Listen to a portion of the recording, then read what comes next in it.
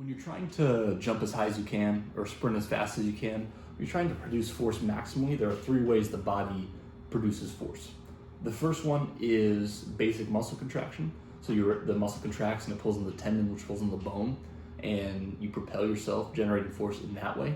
The latter two are what I'm going to be talking about mostly today, which are grouped into one category, which is called the stretch-shortening cycle.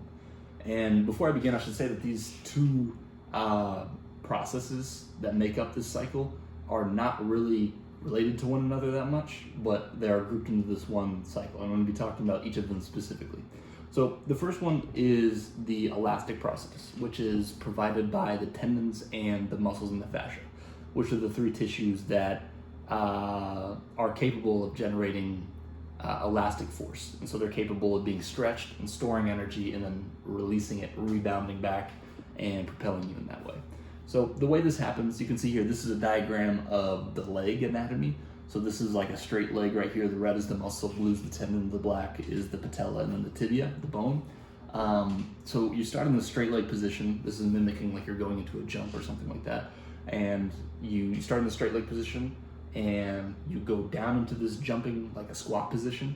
And so all these fibers in the muscles and in the tendon as well, also the fascia, I didn't draw this on here, but the fascia as well, all these fibers are stretched, and they're stretched and energy is stored in them as they are stretched, just like a rubber band.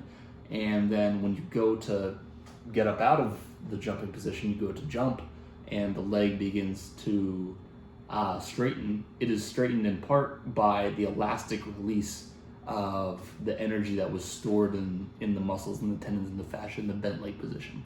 So that is the elastic process. That is the first part of the stretch shortening cycle, which doesn't have much relation to the second part, which is the muscle spindle, the stimulation of the muscle spindles. And what that is, well, first, the muscle spindles are tiny little organs that are spread all throughout the muscle that track how much it's stretched and how fast it's stretching. And so just like the first one, you start in the straight leg position, you go into the squat. When you stretch the muscles of the leg, the muscle spindles track this. They are stimulated by the stretching, and they send an electrical impulse to the central nervous system, which analyzes the stretch to see, to judge how fast of a stretch it is, how long of a stretch it is. And if it's fast and long enough, it sends a signal back down to pre-contract the muscle.